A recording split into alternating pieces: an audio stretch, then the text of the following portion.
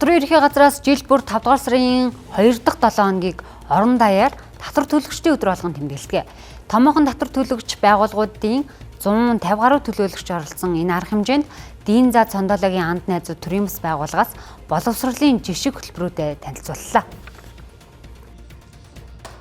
Дийн заа цондоологийн анд найзууд төрийн бас байгууллагаас Монгол улсын хүүхэд залуусын боловсрол хүмүүжилд онцгой гарч өөрсдийн бүтээлээр дамжуулан сайн сайхан нөлөөллийг үргэлж үзүүлэхээр зорддог.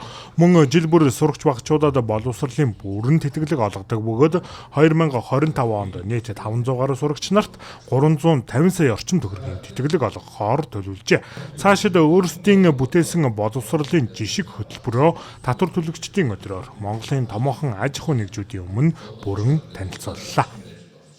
Дийн заа цондоологийн анд найзууд төрийн бас байгууллага нь Дийн заа цондоолоо цөндөлөө комикийн одоо яг үндсэн агуулга дээр Монгол хүүхдүүдэд сонирхолтой аргаар боловсролын агуулгыг одоо ойлгуулах тийм хэрэглэгдэхүүн болгож сургалтын арга зүй боловсруулж байгаа юм хөтөлбөр байгаа. Энэ хөтөлбөр нь одоо аж ахуй нэгжийн орлогын албан татварын нийгмийн хариуцлагын хүрээнд хийгдэж байгаа салбар яамдуудын боловсролын яам болон соёл спорт аялал жуулчлал залуучуудын яамны одоо стандартуудыг хангасан юм хөтөлбөрүүд байна. Нийгмийн хариуцлагын хүрээнд өөрийн үйл ажиллагаанд хамааруулах бүтээн байгуулалт санхүүгийн дэмжлэг хандив өгсөн тохиолдолд орлогын албан татвараа 1% тэнцэх хэмжээний 1% татварыг хөнгөлөх ийм хуулийн заалт одоо хэрэгжиж явж байна.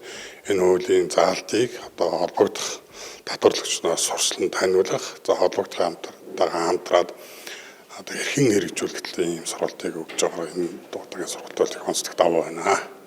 15 жилийн турш 20 мянга гаруй хүүхдүүдээр туршигдсан боловсролын агуулгатай судалгаа хийгдгээрээ онцлогтой.